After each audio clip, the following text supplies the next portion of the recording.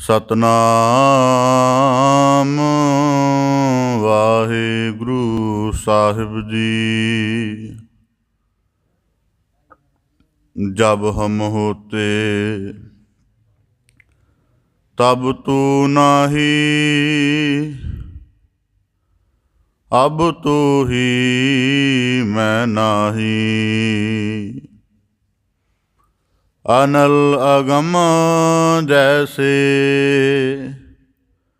लहर मयोदद, जल केवल जल माही।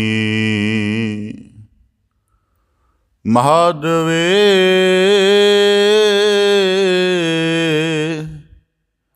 क्या कहिए प्रम ऐसा,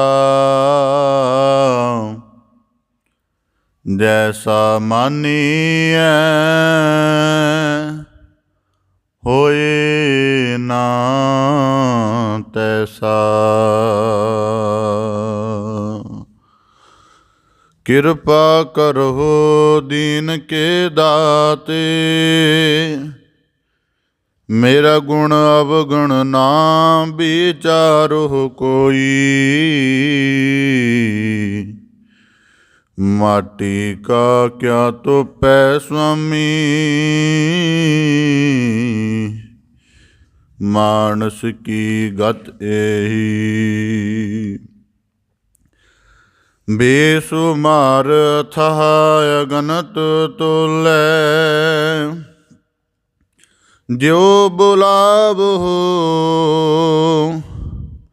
त्यो नानक दास बोले। सतनाम वाहिगुरु साहिब जी। कबीर जिन्हू किशु जान्या नहीं, तिन सुख नींद बिहाय। हम हो जो बूझा बूझना, पूरी परी बलाए। हम हो जो बूझा बूझना, पूरी परी बलाए। वाहिगुरु जी का खालसा, वाहिगुरु जी की फतेह। धन धन सतगुरु गुरु गरीब निवाज, पतित पावन भगत वत्सल, कृपा निध सतगुरु श्री गुरु ग्रंथ साहिब जी दीन दयाल पातशाह, तिन्हां दी अपार मेहरामत है, अथाह बख्शिश है। जो आप सब गुरसिख सतसंगी जन सतगुरु की पावन पवित्र चरण शरण हजूरी के अंदर जुड़ बैठ के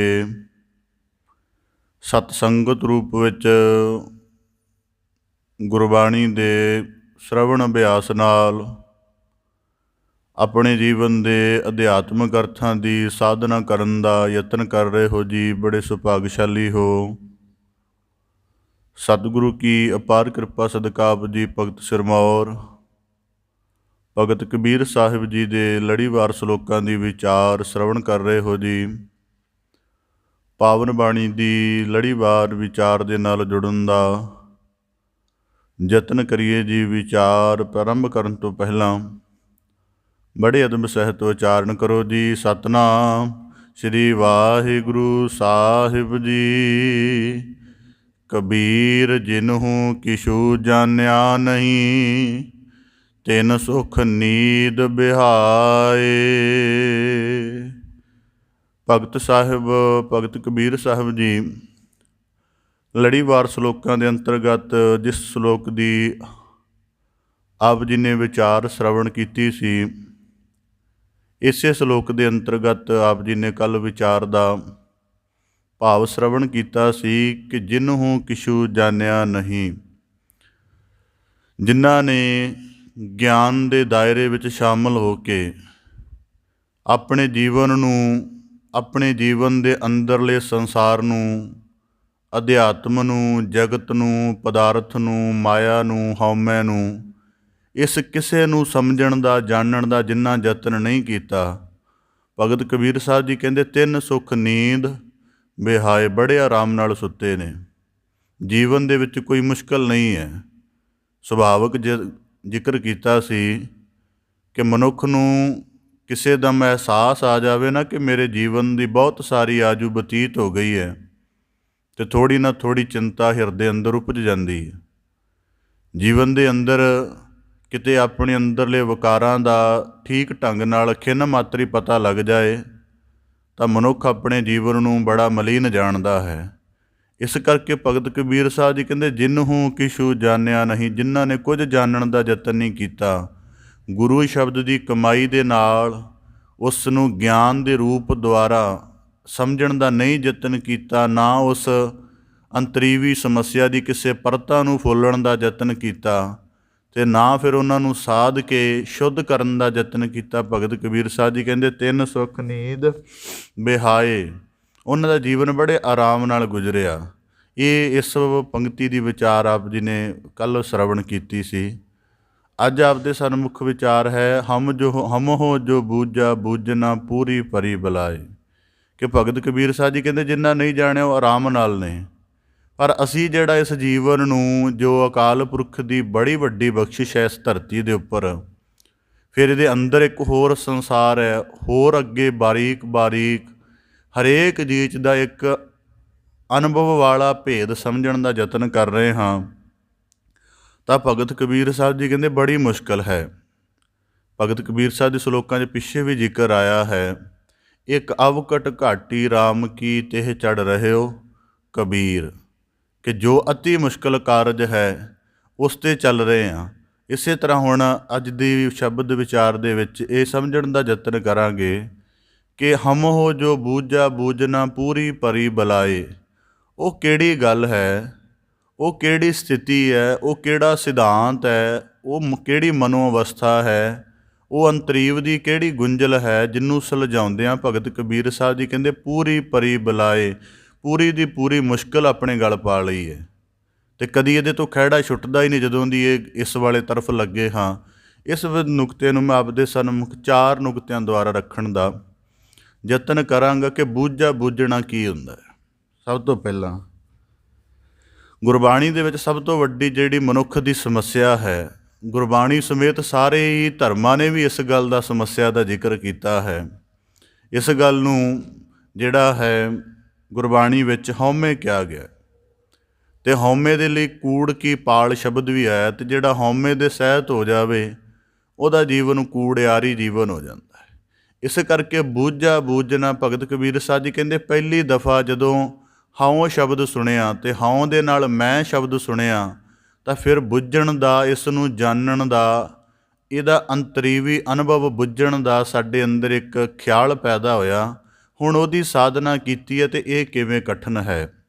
ਇਸ ਕਰਕੇ ਭਗਤ ਕਬੀਰ ਸਾਹਿਬ ਜੀ ਕਹਿੰਦੇ ਬੂਝਾ ਬੂਝਣਾ, ਪਹਿਲਾ ਦਫਾ ਜ਼ਿਕਰ ਹੈ ਕਿ ਹਉਮੈ, ਜ਼ਿਕਰ ਮਿਲ ਗਿਆ ਕਿ ਇਹ ਜੀਵਨ ਦੀ ਸਭ ਤੋਂ ਦੀਰਘ ਰੋਗ ਹੈ। ਬਾਣੀ 'ਚ ਵਾਕ ਹੁੰਦੇ, ਇਹ ਕੂੜ ਕੀ ਪਾਲ ਹੈ, ਸਾਰੀ ਜ਼ਿੰਦਗੀ ਨਹੀਂ ਢਹਿੰਦੀ। ਇਹ ਪਿਆਜ਼ ਦੀ ਛਿੱਲੜ ਅੰਦਰੀਵੀ ਛਿੱਲੜ ਵਾਂਗ ਹਰ ਕਰਮ ਦੇ ਵਿੱਚ ਕਿਤੇ ਨਾ ਕਿਤੇ ਸੂਖਮ ਰੂਪ ਦੇ ਵਿੱਚ ਲੁਕੀ ਹੁੰਦੀ ਹੈ। ਹੁਣ ਭਗਤ ਕਬੀਰ ਸਾਹਿਬ ਜੀ ਕੇ ਆਖਦੇ ਇਹਨੂੰ ਬੁੱਝਣ ਵਾਲੇ ਤਰਫ ਚੱਲ ਪਏ ਆ ਕਿ ਹੈ ਕੀ ਅਸਲ ਦੇ ਵਿੱਚ।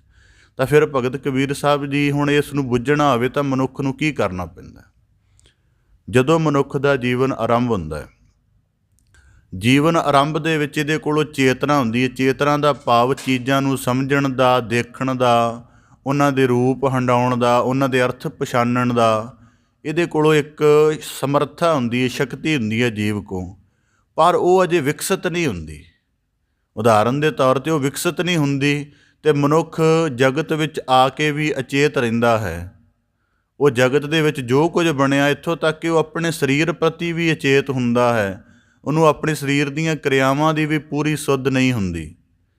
ਸਮਾਂ ਪੈ ਪੈ ਕੇ ਜਦੋਂ ਉਹਦੀ ਚੇਤਨਾ ਵਿਕਸਿਤ ਹੋਣ ਲੱਗ ਪੈਂਦੀ ਹੈ, ਪਹਿਲਾਂ ਉਹ ਆਪਣੇ ਆਪ ਨੂੰ ਕੋਈ ਆਨੰਦ ਦਾ ਸਰੂਪ ਹੀ ਸਮਝਦਾ ਹੈ, ਅਤੇ ਉਹਨੂੰ ਜਿਹੜੀ ਸਰੀਰ ਨਾਲ ਹਰਕਤ ਵੀ ਕਰਦਾ ਉਹਦਾ ਵੀ ਕੋਈ ਪਤਾ ਨਹੀਂ, ਬਸ ਉਹਦੇ ਅੰਦਰ ਇੱਕ ਆਨੰਦ ਦੀ ਸਥਿਤੀ ਬਣੀ ਹੈ।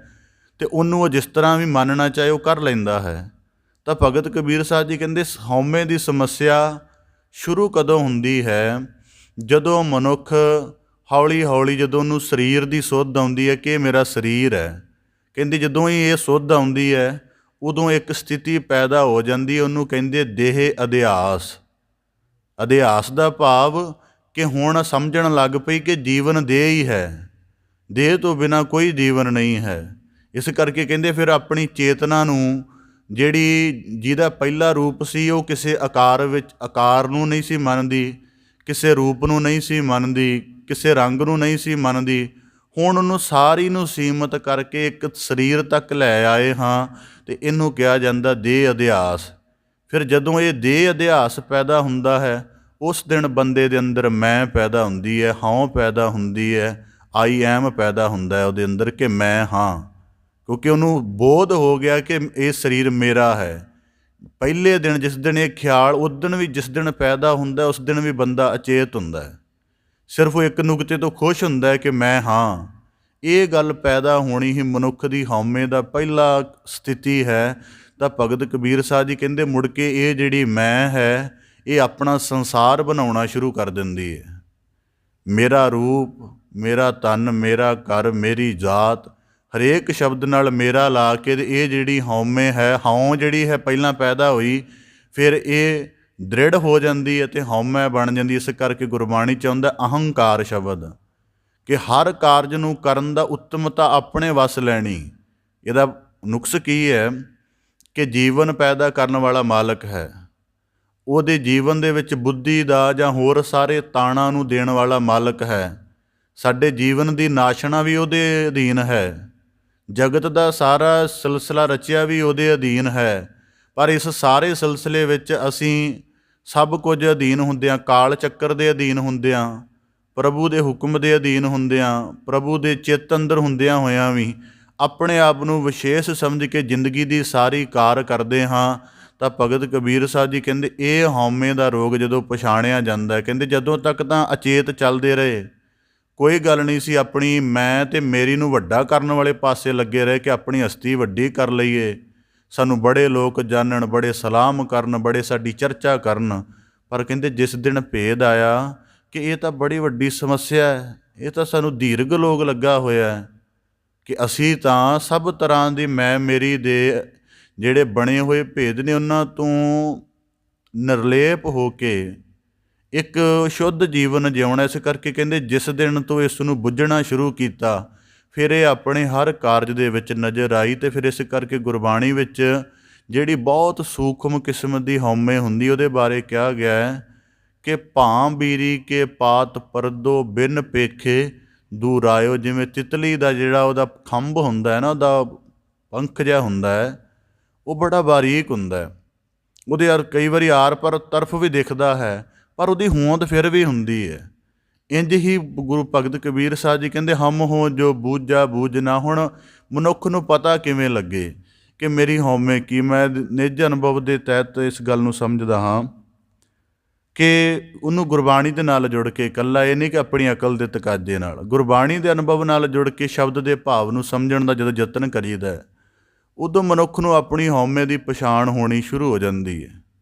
ਜਦੋਂ ਮਨੁੱਖ ਦੇ ਕੋਲ ਕੋਈ ਵਿਸ਼ੇਸ਼ ਸਮਰੱਥਾ ਹੋਵੇ, ਪਤਾ ਲਗਾਉਣਾ ਹੋਵੇ ਕਿ ਸਾਡੇ ਅੰਦਰ ਹਉਮੈ ਦਾ ਰੋਗ ਕਿੰਨਾ ਕੁ ਪੀੜਾ ਹੈ, ਇਹਦੇ 40-50 ਲੱਛਣ ਬਣਾਏ ਹੋਏ ਨੇ, ਪਰ 2-3 ਆਪ ਦੇ ਸਨਮੁਖ ਰੱਖਾਂ।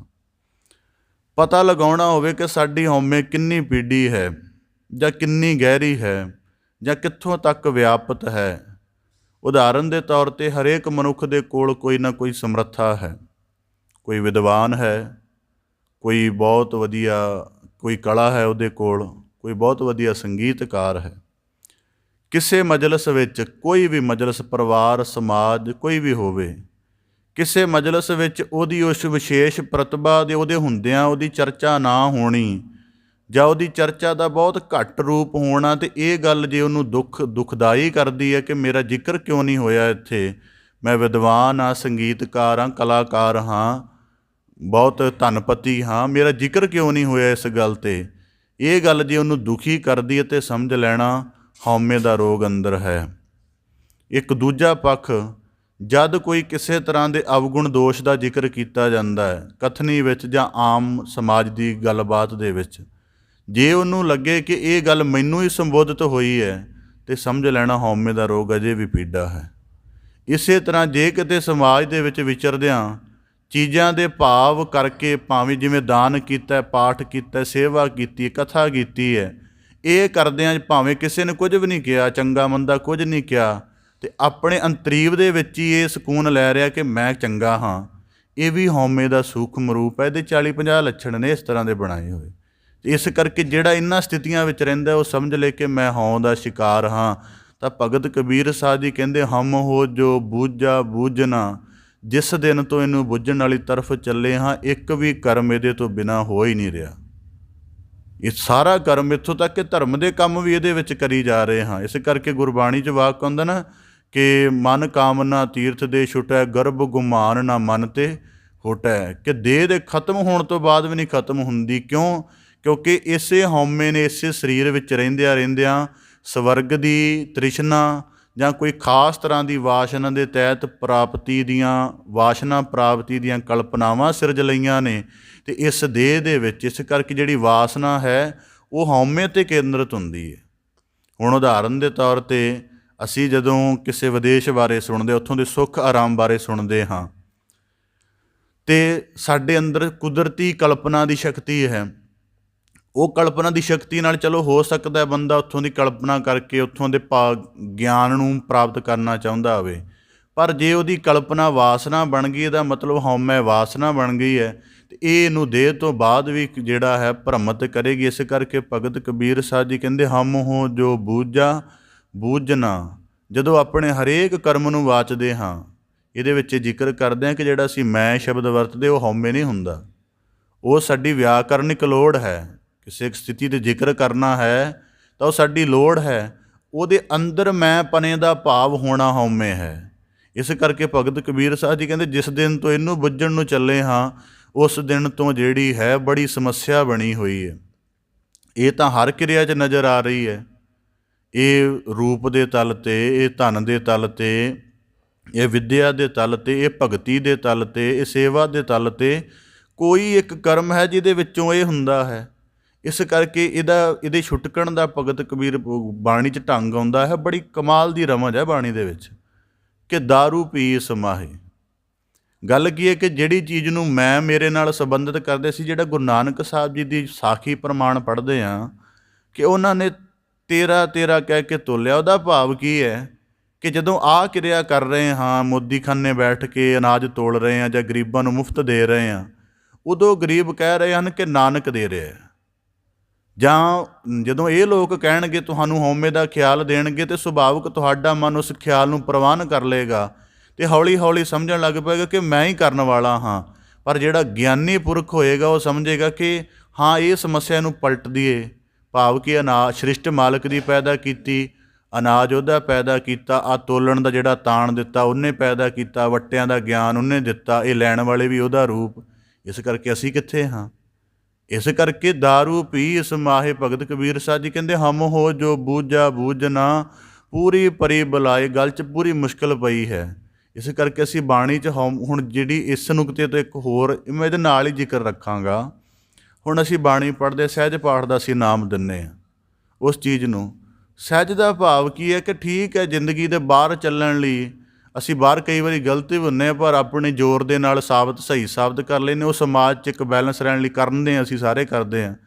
ਪਰ ਜਦੋਂ ਤੂੰ ਗੁਰੂ ਦੀ ਤਾਬਿਆ 'ਚ ਜਾਂ ਗੁਰੂ ਦੀ ਹਜ਼ੂਰੀ 'ਚ ਬੈਠਾ, ਅਤੇ ਉੱਥੇ ਆਪਣੀ ਸ਼ੁੱਧਤਾ ਨੂੰ ਵਾਚ, ਆਪਣੀ ਸ਼ੁੱਧਤਾ ਨੂੰ ਬਾਣੀ ਦੇ ਪਾਠ ਦੇ ਨਾਲ ਪਰਤ ਦਰ ਪਰਤ ਵਾਚਦੇ ਜਾਣਾ ਹੀ ਕਿਸੇ ਦਿਨ ਤੈਨੂੰ ਸਹਿਜ ਮਾਰਗੀ ਬਣਾਏਗਾ।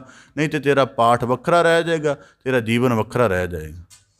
ਇਸ ਕਰਕੇ ਭਗਤ ਕਬੀਰ ਸਾਹਿਬ ਜੀ ਕਹਿੰਦੇ, ਹਮ ਹੋ ਜੋ ਬੂਝਾ ਬੂਝਣਾ, ਜਦੋਂ ਮੈਂ ਕੀਤੇ ਦੀ ਭਾਵਨਾ ਅੰਦਰੋਂ ਉਹਦੀ ਖਿਆਲ ਉਪਜਣੇ ਬੰਦ ਨਹੀਂ ਹੁੰਦੇ ਕਿ ਮੈਂ ਕੀਤਾ। ਜਾਂ ਗੁਰਬਾਣੀ ਵਿੱਚ ਵਾਕ ਹੁੰਦਾ, ਹਉਮੈ ਦਾ ਕੀ ਰੂਪ ਹੈ? ਹਮ ਕੀਆ ਹਮ ਕਰਹਿੰਗੇ, ਹਮ ਮੂਰਖ ਗਾ ਵਾਰ। ਅਸਲ 'ਚ ਇਹ ਮਾਲਕ ਦਾ ਖੇਲ ਹੈ। ਹਰੇਕ ਜੀਵ ਨੂੰ ਇੱਕ ਕਰਮ ਲਾ ਕੇ ਸ੍ਰਿਸ਼ਟੀ ਦੀ ਰਚਨਾ ਚਲਾਈ ਹੈ, ਪਰ ਬੰਦੇ ਉਹਨੂੰ ਆਪਣਾ ਵਿਸ਼ੇਸ਼ ਸਮਝ ਬੈਂਦੇ ਹਨ। ਤਾਂ ਭਗਤ ਕਬੀਰ ਸਾਹਿਬ ਜੀ ਕਹਿੰਦੇ, ਜਿਸ ਦਿਨ ਤੋਂ ਹਉਮੈ ਦੀ ਪਰਖ ਕਰ ਰਹੇ ਹਾਂ, ਇਹਨੂੰ ਹਰੇਕ ਕਿਰਿਆ ਵਿੱਚ ਬੁੱਝਣ ਦੀ ਯਤਨ ਕਰ ਰਹੇ ਹਾਂ। ਇਸ ਕਰਕੇ ਜਿਹੜੇ ਵੱਡੇ ਗਿਆਨੀ ਬੰਦੇ ਹੁੰਦੇ ਹਨ, ਜਿਨ੍ਹਾਂ ਨੇ ਬੜਾ ਗਿਆਨ ਦਾ ਅਨੁਭਵ ਕਮਾਇਆ ਹੁੰਦਾ ਹੈ, ਉਹ ਬਿਲਕੁਲ ਪਰਾਂ ਕੋ ਰਹਿੰਦੇ ਹਨ ਦੁਨੀਆ ਤੋਂ।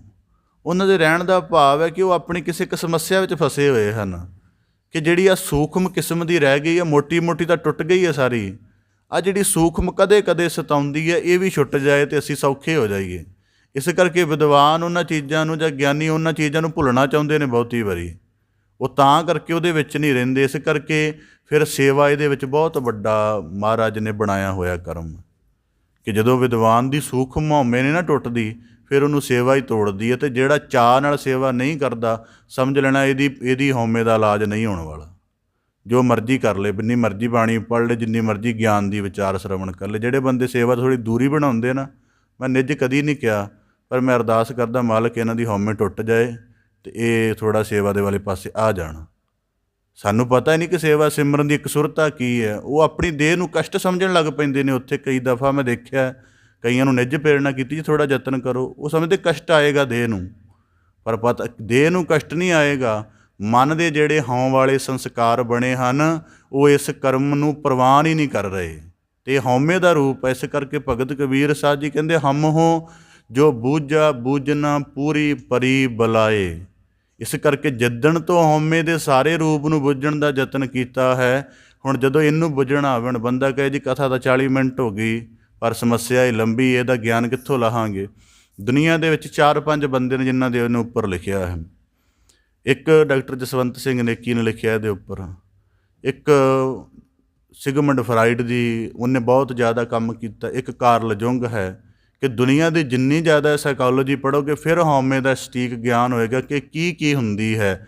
ਇਸ ਕਰਕੇ ਭਗਤ ਕਬੀਰ ਸਾਹਿਬ ਜੀ ਕਹਿੰਦੇ, ਜਿਸ ਦਿਨ ਤੋਂ ਇਹਨੂੰ, ਔਰ ਚਲੋ ਅਸੀਂ ਤਾਂ ਉਹ ਯਤਨ ਨਹੀਂ ਕਰ ਸਕਦੇ, ਬਾਣੀ ਪੜ੍ਹਦੇ ਹਾਂ ਤਾਂ ਬਾਣੀ ਦੇ ਵਿੱਚ ਕੋਈ ਖਾਸ ਦਿਨ ਬਾਣੀ ਪੜ੍ਹ ਕੇ ਤਾਂ ਉਹ ਨੋਟ ਕੀਤਾ ਜਾਵੇ ਕਿ ਹਉਮੈ ਦੇ ਕੀ ਰੂਪ ਹੁੰਦੇ ਨੇ।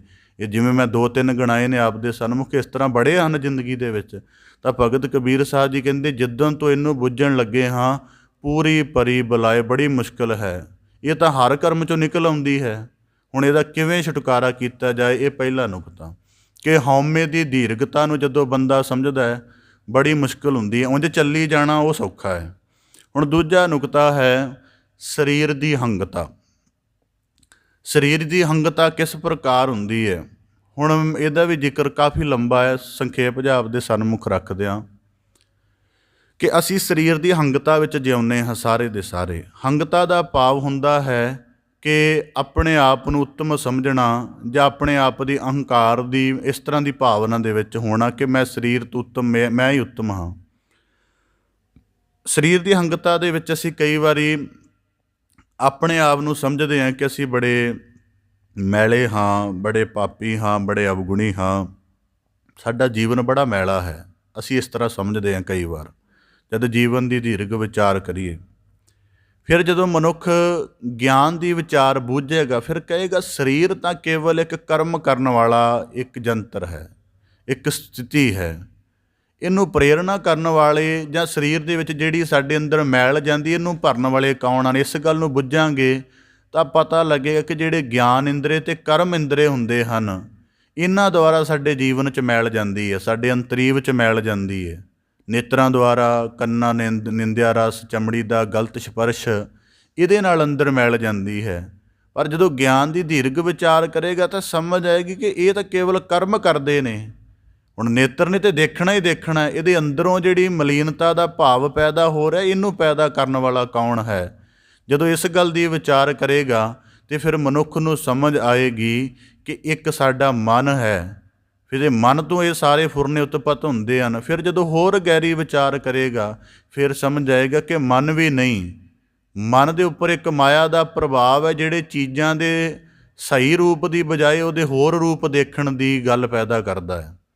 ਇਸ ਕਰਕੇ ਚੀਜ਼ ਉਂਝ ਪਈ ਹੈ, ਰੋਜ਼ਾਨਾ ਲੰਘਦਾ ਗਿਆ, ਜਿਵੇਂ ਬੱਚਾ ਹੈ, ਕਿਸੇ ਥਾਂ ਧਨ ਪਿਆ, ਉਹਦੇ ਅੰਦਰ ਦੀ ਪਵਿੱਤਰਤਾ ਉਹ ਲੰਘ ਗਿਆ, ਪਰ ਕਿਸੇ ਦਿਨ ਮਨ ਨੇ ਲੋਭ ਰੂਪ ਖਿਆਲ ਪੈਦਾ ਕੀਤਾ ਅਤੇ ਉਹਨੂੰ ਚੋਰੀ ਕਰਨ ਦਾ ਜਾਂ ਪ੍ਰਾਪਤ ਕਰਨ ਦਾ ਖਿਆਲ ਆ ਗਿਆ, ਤਾਂ ਇਹ ਮਨ ਦਾ ਨੁਕਸ ਹੋਇਆ। ਇਸ ਕਰਕੇ ਸਮਝ ਆਏਗੀ ਕਿ ਮਨ।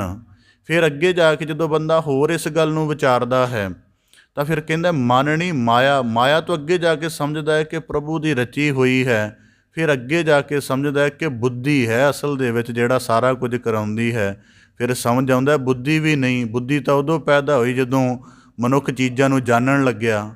ਉਸ ਤੋਂ ਪਹਿਲਾਂ ਆਤਮ ਸਰੂਪ ਸੀ। ਇਸ ਸਾਰੇ 'ਚੋਂ ਲੰਘ ਕੇ ਆਪਣੀ ਆਤਮ, ਜਿਹਨੂੰ ਅਸੀਂ ਗਿਆ ਨਾ ਗੁਰਬਾਣੀ 'ਚ ਠਾਕੁਰ ਗਾਈ ਹੈ ਆਤਮ ਰੰਗ, ਉਹਦਾ ਭਾਵ ਕੀ ਹੈ ਕਿ ਉਹਨੂੰ ਕਿਸੇ ਬਾਹਰੀ ਸਥਲ 'ਤੇ ਨਾ ਗਾਓ, ਉਹਨੂੰ ਜਿਹੜਾ ਸਾਡੀ ਆਤਮ ਜੀਵਨ ਹੈ ਉਹਦੇ ਵਿੱਚੋਂ ਗਾਓਗੇ। ਤਾਂ ਭਗਤ ਕਬੀਰ ਸਾਹਿਬ ਜੀ ਕਹਿੰਦੇ ਜਿਸ ਦਿਨ ਤੋਂ ਹੁਣ ਕਿਉਂ, ਕਹਿੰਦੇ ਇਸ ਕਰਕੇ ਜਦੋਂ ਚੀਜ਼ਾਂ ਨੂੰ ਬੁੱਝਣ ਲੱਗੇ ਹਾਂ ਕਿ ਕਰਮ ਪੈਦਾ ਕਿੱਥੋਂ ਹੋਇਆ। ਜਦੋਂ ਮੈਂ ਇੱਕ ਦਫਾ ਵਿਚਾਰ ਆਪਦੇ ਸਨਮੁਖ ਅਰਜ਼ ਕੀਤੀ ਸੀ, ਕਤਕ ਕਰਮ ਕਮਾਵਣੇ, ਉਹਦੇ ਵਿੱਚ ਇਹ ਸਾਰਾ ਜ਼ਿਕਰ ਸੀ ਕਿ ਕਰਮ ਪੈਦਾ ਕਿਵੇਂ ਹੁੰਦਾ ਹੈ। ਤਾਂ ਭਗਤ ਕਬੀਰ ਸਾਹਿਬ ਜੀ ਕਹਿੰਦੇ ਜਿਸ ਦਿਨ ਤੋਂ ਕਰਮ ਦੇ ਪੈਦਾ ਹੋਣ ਬਾਰੇ ਸੋਚ ਰਹੇ ਹਾਂ, ਉਸ ਦਿਨ ਤੋਂ ਕਹਿੰਦੇ ਫਿਰ ਦੇਖੀਦਾ ਕਿ ਕਰਮ ਦੇਹ ਨੇ ਕੀਤਾ, ਨਹੀਂ ਇੰਦਰੀਆਂ ਨੇ ਕੀਤਾ, ਨਹੀਂ ਮਨ ਨੇ ਕੀਤਾ, ਨਹੀਂ ਬੁੱਧੀ ਨੇ ਕੀਤਾ। ਕਹਿੰਦੇ ਇਉਂ ਜਦੋਂ ਸਿਲਸਿਲਾ ਲੰਬਾ ਚਲਿਆ ਜਾਂਦਾ ਹੈ, ਫਿਰ ਜਾ ਕੇ ਸਮਝ ਆਉਂਦੀ ਹੈ ਕਿ ਕਰਮ ਤਾਂ ਕਈ ਵਾਰੀ ਅਚੇਤ ਵੀ ਹੋਈ ਜਾਂਦਾ ਹੈ। ਕਹਿੰਦੇ ਜਿਸ ਦਿਨ ਤੋਂ ਇਹਨੂੰ ਬੁੱਝਣ ਦਾ ਯਤਨ ਕੀਤਾ, ਬੜੀਆਂ ਸਮੱਸਿਆਵਾਂ ਆ ਰਹੀਆਂ ਨੇ।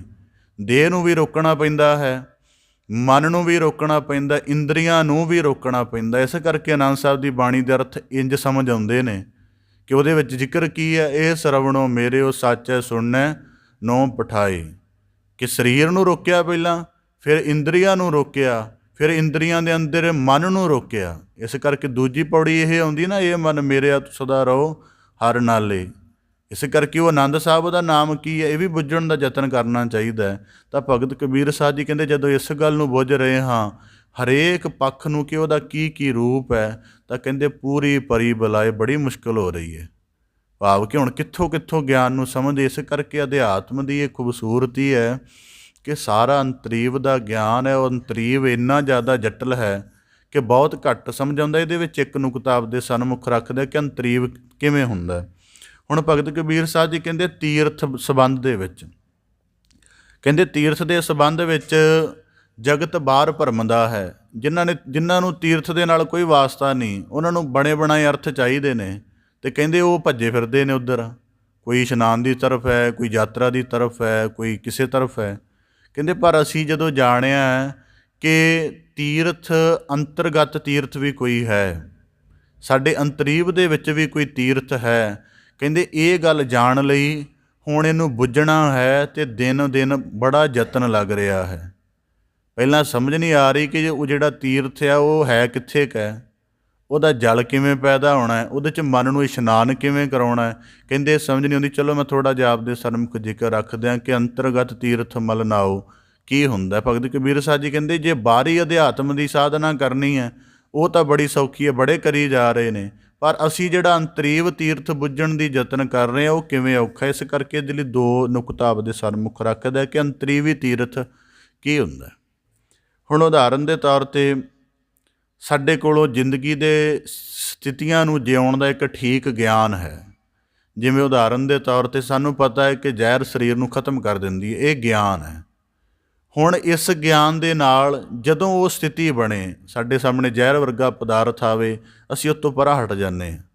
ਅਤੇ ਇਸ ਤਰ੍ਹਾਂ ਕਰਦਿਆਂ ਕਰਦਿਆਂ ਆਖਰ ਜਦੋਂ ਸਾਡਾ ਗਿਆਨ ਅਤੇ ਸਾਡੀ ਦੇਹ ਇੱਕ ਸੁਰ ਹੋ ਜਾਣ, ਭਾਵ ਕਿ ਚੀਜ਼ ਨੂੰ ਦੇਖਦੇ ਸਾਰ ਹੀ ਸਾਡੀ ਦੇਹ ਉਵੇਂ ਰਿਐਕਟ ਕਰਨ ਲੱਗ ਪਵੇ, ਅਤੇ ਇਹਨੂੰ ਸਮਝ ਲੈਣਾ ਕਿ ਇਹ ਅੰਤਰੀਵੀ ਕਰਮ ਬਣ ਗਿਆ। ਅਤੇ ਅੰਤਰੀਵ ਕਿਵੇਂ ਹੁੰਦਾ ਹੈ, ਜਿਹੜਾ ਅਸੀਂ ਸ਼ਬਦ ਦੀ ਵਿਚਾਰ ਸਰਵਣ ਕਰਦੇ ਹਾਂ, ਕੀਰਤਨ ਸਰਵਣ ਕਰਦੇ ਹਾਂ, ਉਹਦੇ ਨਾਲ ਜਿਹੜਾ ਸਾਡੇ ਮਨ ਦੇ ਅੰਦਰ ਇੱਕ ਖਾਸ ਤਰ੍ਹਾਂ ਦਾ ਟਿਕਾਅ ਪੈਦਾ ਹੁੰਦਾ ਹੈ। ਬਾਣੀ ਪੜ੍ਹ ਕੇ, ਵਿਚਾਰ ਸਰਵਣ ਕਰਕੇ, ਸੁਣ ਤਾਂ ਅਸੀਂ ਕੰਨਾਂ ਨਾਲ ਰਹੇ ਹਾਂ ਸਰੋਤ ਨਾਲ, ਪਰ ਇਸ ਸੁਣਨ ਦੇ ਨਾਲ ਜਿਹੜਾ ਮਨੁੱਖ ਦੇ ਅੰਦਰ ਟਿਕਾਅ ਬਣਦਾ, ਉਹਦੀ ਪਵਿੱਤਰਤਾ ਬਣਦੀ ਹੈ, ਅਤੇ ਉਸ ਪਵਿੱਤਰਤਾ ਤੋਂ ਬਾਅਦ ਆਪਣੇ ਆਪ ਨੂੰ ਉਹ ਸ਼ੁੱਧ ਮਹਿਸੂਸ ਕਰਦਾ ਹੈ। ਇਹਨੂੰ ਅੰਤਰੀਵੀ ਇਸ਼ਨਾਨ ਕਿਹਾ ਜਾਂਦਾ। ਅਤੇ ਭਗਤ ਕਬੀਰ ਸਾਹਿਬ ਜੀ ਕਹਿੰਦੇ ਜਿਸ ਦਿਨ ਤੋਂ ਇਹਨੂੰ ਬੁੱਝਣ ਦਾ ਯਤਨ ਕਰ ਰਹੇ ਹਾਂ, ਫਿਰ ਇਹਦੇ ਵਿੱਚ ਸਮੱਸਿਆ ਕੀ ਆਉਂਦੀ ਹੈ। ਕਈ ਵਾਰੀ ਮਨ ਇੱਕ ਸੁਰ ਨਹੀਂ ਹੁੰਦਾ, ਜਿਹੜੀ ਬੁੱਧੀ ਹੈ ਕਈ ਵਾਰੀ ਦਵੈਤ ਵਿੱਚ ਹੁੰਦੀ। ਇਸ ਕਰਕੇ ਆਪਣੇ ਮਨ ਨੂੰ ਮਨ ਤੋਂ ਪ੍ਰਕਾਸ਼ਮਾਨ ਕਰਨਾ ਮਨੁੱਖ ਲਈ ਔਖਾ ਹੋ ਜਾਂਦਾ ਹੈ। ਇਸ ਕਰਕੇ ਭਗਤ ਕਬੀਰ ਸਾਹਿਬ ਜੀ ਕਹਿੰਦੇ ਹਮ ਹੋ ਜੋ ਬੂਝਾ ਬੂਝਣਾ। ਜਦੋਂ ਤੋਂ ਇਸ ਗੱਲ ਨੂੰ ਬੁੱਝਣ ਦਾ ਯਤਨ ਕਰ ਰਹੇ ਹਾਂ, ਭਗਤ ਕਬੀਰ ਸਾਹਿਬ ਜੀ ਕਹਿੰਦੇ ਪੂਰੀ ਪਰੀ ਬਲਾ। ਇਸ ਕਰਕੇ ਜਿਹੜੀ ਸਰੀਰ ਦੀ ਹੰਗਤਾ ਹੈ ਬੰਦੇ ਕੋ, ਉਹ ਵੀ ਨਹੀਂ ਸਾਰੀ ਜ਼ਿੰਦਗੀ ਛੁੱਟਦੀ। ਇਸ ਕਰਕੇ ਉਹਨੂੰ ਅਵਲ ਤਾਂ ਬੰਦੇ ਨਿਰਣਾ ਨਹੀਂ ਕਰ ਪਾਉਂਦੇ ਕਿ ਇਹ ਖਿਆਲ ਮੇਰੀ ਬੁੱਧੀ ਦਾ ਹੈ ਕਿ ਮੇਰੇ ਮਨ ਦਾ ਹੈ ਕਿ ਮੇਰੇ ਚਿੱਤ ਦਾ ਹੈ। ਹੁਣ ਇਹਦਾ ਵੀ ਇੱਕ ਥੋੜ੍ਹਾ ਫਰਕ ਦੱਸਦੇ ਹਾਂ ਕਿ ਮਨ ਬੁੱਧੀ ਦੇ ਖਿਆਲਾਂ ਦਾ ਫਰਕ ਕਿਵੇਂ ਕੀਤਾ ਜਾ ਸਕਦਾ। ਉਦਾਹਰਨ ਦੇ ਤੌਰ 'ਤੇ ਕਿਸੇ ਚੀਜ਼ ਨੂੰ ਦੇਖਦੇ ਸਾਰ ਜੋ ਪਹਿਲਾ ਖਿਆਲ ਆਇਆ ਉਹ ਮਨ ਦਾ ਫੁਰਨਾ ਹੁੰਦਾ। ਸਿਰਫ ਉਹਨੂੰ ਦੇਖਦੇ ਸਾਰ ਜੋ ਫੁਰ ਗਿਆ, ਜੋ ਮਨ ਦੇ ਅੰਦਰ, ਕਿਉਂਕਿ ਗਿਆਨ ਅੰਦਰ ਸਭ ਕੁਝ ਬਣਿਆ ਹੋਇਆ ਹੈ। ਜਦੋਂ ਫਿਰ ਬੁੱਧੀ ਦਾ ਨਿਰਣਾ ਹੈ, ਜਿਵੇਂ ਉਦਾਹਰਨ ਦੇ ਤੌਰ 'ਤੇ ਕੋਈ ਪਦਾਰਥ ਦੇਖ ਕੇ ਉਸੇ ਵੇਲੇ ਖਾਣ ਦਾ ਨਿਰਣਾ ਆ ਗਿਆ, ਇਹ ਮਨ ਦਾ ਫੁਰਨਾ ਹੈ। ਜਦੋਂ ਬੁੱਧੀ ਦਾ ਫੁਰਨਾ ਹੋਏਗਾ, ਬੁੱਧੀ ਦਾ ਨਿਰਣਾ ਹੋਏਗਾ, ਅਤੇ ਬੁੱਧੀ ਕਹੇਗੀ ਕਿ ਆਪਾਂ ਨੂੰ ਕਿਸੇ ਰੋਗ ਵਿੱਚ ਹਾਂ, ਪਹਿਲਾਂ ਹੀ ਸਰੀਰ ਦੇ ਮਧੂਮੇਹ ਰੋਗ ਵਿੱਚ ਹਾਂ, ਅਤੇ ਜਿਹੜੀ ਵਸਤ ਦਾ ਅਸੀਂ ਫੁਰਨਾ ਲੈ ਲਿਆ, ਜੇ ਇਹਨੂੰ ਅਸੀਂ ਕਰਮ ਬਣਾ ਦਿੱਤਾ ਤਾਂ ਇਹ ਨੁਕਸਾਨ ਕਰੇਗਾ। ਫਿਰ ਬੁੱਧੀ ਉੱਥੇ ਨਿਰਣਾ ਕਰਦੀ ਕਿ ਨਹੀਂ, ਇਹ ਮਿੱਠੀ ਵਸਤ ਮਧੂਮੇਹ ਦੇ ਰੋਗੀ ਲਈ ਠੀਕ ਨਹੀਂ ਹੈ। ਇਹ ਬੁੱਧੀ ਦਾ ਸੁਭਾਅ ਹੁੰਦਾ ਹੈ। ਜਿਹੜਾ ਚਿੱਤ ਦਾ ਸੁਭਾਅ ਹੈ ਕਿ ਚਿੱਤ ਦਾ ਭਾਵ ਕੀ ਹੈ ਕਿ ਬਚਪਨ 'ਚ ਮਿਠਾਸ ਚੰਗੀ ਲੱਗਦੀ ਰਹੀ ਹੈ ਅਤੇ ਹੁਣ ਉਹ ਰੋਗ ਕਰਕੇ ਬੁੱਧੀ ਕਹਿ ਰਹੀ ਨਹੀਂ ਖਾਣਾ, ਪਰ ਚਿੱਤ ਜ਼ੋਰਾਵਰ ਕਹਿੰਦਾ ਕੀ ਹੋ ਚੱਲੇਗਾ, ਖਾ ਲੈਂਦਾ ਬੰਦਾ। ਫਿਰ ਇਸ ਤਰ੍ਹਾਂ ਖਾ ਕੇ ਉਸ ਸਮੇਂ ਦੇ ਵਿੱਚ ਲੋੜ ਪੂਰੀ ਕਰ ਲੈਂਦਾ, ਪਰ ਫਿਰ ਖਿਆਲ ਬਣਿਆ ਰਹਿਣਾ ਕਿ ਕਿਤੇ 10 ਕੁ ਦਿਨਾਂ ਬਾਅਦ ਫਿਰ ਮਿਲ ਹੀ ਜਾਵੇ। ਇਹਨੂੰ ਕਿਹਾ ਜਾਂਦਾ ਕਿ ਸੁਰਤ ਵੀ ਉੱਧਰ ਹੀ ਫਸੀ ਹੋਈ ਹੈ। ਇਸ ਕਰਕੇ ਬੰਦਿਆਂ ਕੋਲ ਨਿਰਣਾ ਹੀ ਨਹੀਂ ਹੁੰਦਾ ਇਸ ਗੱਲ ਦਾ। ਤਾਂ ਭਗਤ ਕਬੀਰ ਸਾਹਿਬ ਜੀ ਕਹਿੰਦੇ, ਹਮ ਹੋ ਜੋ ਬੂਝਾ ਬੂਝਣਾ, ਜਿਸ ਦਿਨ ਤੋਂ ਇਹਨੂੰ ਬੁੱਝਣ ਦਾ ਯਤਨ ਕਰ ਰਹੇ ਹਾਂ, ਕਹਿੰਦੇ ਬੜੀ ਮੁਸ਼ਕਿਲ ਹੋ ਰਹੀ ਹੈ ਕਿ ਹਰੇਕ ਗੱਲ ਤੋਂ ਹਟਾਉਣਾ ਪੈਂਦਾ ਹੈ। ਇਹਨੂੰ ਇਉਂ ਸਮਝ ਲਓ, ਜੇ ਇਹਨੂੰ ਸਰਲ ਜਿਹਾ ਆਖਣਾ ਹੋਵੇ ਕਿ ਇੱਕ ਇਸਤਰੀ ਦੇ 5-7 ਬੱਚੇ ਹੋਣ ਅਤੇ ਸਾਰੇ ਸ਼ਰਾਰਤੀ ਹੋਣ। ਉਹ ਕਦੀ ਕਿਸੇ ਨੂੰ ਪਕੜ ਕੇ ਲਿਆਵੇ, ਕਦੀ ਕਿਸੇ ਨੂੰ ਪਕੜ ਕੇ ਲਿਆਵੇ, ਅਤੇ ਸਾਰਾ ਦਿਨ ਉਹ ਇਹਦੇ 'ਚ ਹੀ ਲੰਘ ਜੇ ਉਹਦਾ, ਅਤੇ ਉਹਦੇ ਆਪਣੇ ਬਾਕੀ ਸਾਰੇ ਕੰਮ ਰਹਿ ਜਾਣ। ਅਤੇ ਭਗਤ ਕਬੀਰ ਸਾਹਿਬ ਜੀ ਕਹਿੰਦੇ ਇੰਝ ਹੀ ਜਦੋਂ ਇੰਦਰੀਆਂ ਨੂੰ, ਮਨ ਨੂੰ, ਬੁੱਧੀ ਨੂੰ, ਸਾਰਿਆਂ ਨੂੰ ਵਰਜ ਕੇ ਟਿਕਾਣੇ 'ਤੇ ਲਿਆਉਂਦੇ ਹਾਂ ਤਾਂ ਬੜੀ ਔਖੀ ਗੱਲ ਹੋ ਰਹੀ ਹੈ। ਦੂਜਾ ਨੁਕਤਾ, ਤੀਜਾ ਨੁਕਤਾ ਆਪਦੇ ਸਨਮੁਖ ਰੱਖਾਂ। ਪਹਿਲਾ ਹੋ ਗਿਆ ਹਉਮੈ ਦੀ ਦੀਰਘਤਾ, ਦੂਜਾ ਹੋ ਗਿਆ ਸਰੀਰ ਦੀ ਹੰਗਤਾ, ਤੀਜਾ ਹੋ ਗਿਆ ਪਦਾਰਥ ਦਾ ਆਕਰਸ਼ਣ। ਜਦੋਂ ਮਨੁੱਖ ਇਸ ਜੀਵਨ 'ਚ ਜਿਉਂਦਾ ਹੈ ਤਾਂ ਇਸ ਜੀਵਨ ਦੇ ਵਿੱਚ ਹਰੇਕ ਚੀਜ਼ ਉਹਨੂੰ ਆਪਣੀ ਤਰਫ ਖਿੱਚਦੀ ਹੈ। ਧਰਤੀ ਦੇ ਵਿੱਚ ਵੀ ਗ੍ਰੈਵਿਟੀ ਚੱਲਦੀ ਹੈ, ਪਰ ਬੰਦੇ ਦੇ ਅੰਦਰ ਵੀ ਚੱਲਦੀ ਹੈ। ਇਸ ਕਰਕੇ ਉਹਦੇ ਅੰਦਰ ਇੱਕ ਜਿਹੜਾ ਖਾਸ ਜੀਵਨ ਬਣ ਜਾਂਦਾ ਹੈ, ਉਹ ਇਹ ਬਣਦਾ ਹੈ ਕਿ ਮਨੁੱਖ ਚੀਜ਼ਾਂ ਨੂੰ ਆਪਣੇ ਨਾਲ ਜੋੜ ਕੇ ਹੀ ਆਪਣਾ ਸਮਝਦਾ, ਉਂਝ ਸਮਝਦਾ ਹੀ ਨਹੀਂ। ਇਸ ਕਰਕੇ ਭਗਤ ਕਬੀਰ ਸਾਹਿਬ ਜੀ ਕਹਿੰਦੇ, ਜਦੋਂ ਦੇਹ ਦੇ ਅੰਦਰ ਪਦਾਰਥਕ ਆਕਰਸ਼ਣ ਪੈਦਾ ਹੁੰਦਾ ਹੈ, ਜਦ ਕਿ ਇਹ ਪਦਾਰਥ ਹੈ ਹੀ ਨਹੀਂ, ਅਸੀਂ ਤਾਂ ਆਤਮ ਸਰੂਪ ਹਾਂ।